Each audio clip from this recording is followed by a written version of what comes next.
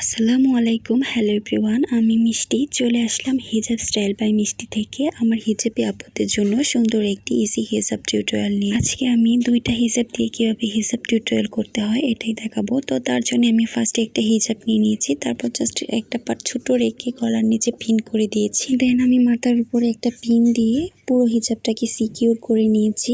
তারপর জাস্ট আরেকটা হিজাব নিয়ে আমি সেম ভাবে মাথায় পিন করে দিচ্ছি। খেয়াল রাখতে হবে সেকেন্ড যে হিজাবটা আপনারা মাথায় দিবেন সেটা কিন্তু আগের হিজাবটা থেকে একটু ছোট রেখে তারপর জাস্ট পিন করবেন। তারপর জাস্ট এক সাইডে এনে পিন করার পর নিচের যে ফোল্ডটা ছিল, মানে নিচে যে হিজাবটা ছিল এটাকে জাস্ট ঘুরে এক সাইডে এনে পিন করে দিব।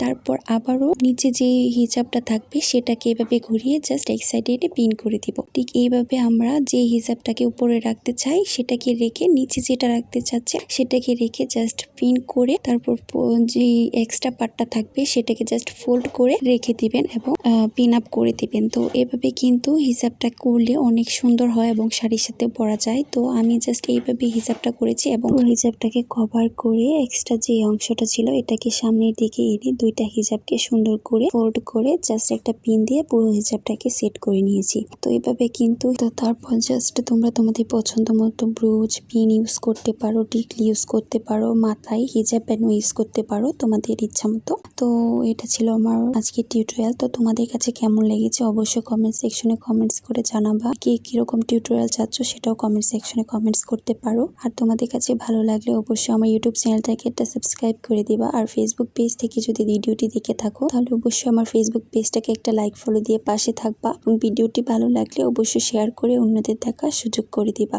ভিডিওটি কে কোথা থেকে দেখছো অবশ্যই কমেন্ট সেকশনে কমেন্টস করে জানাতে ভুলবা না।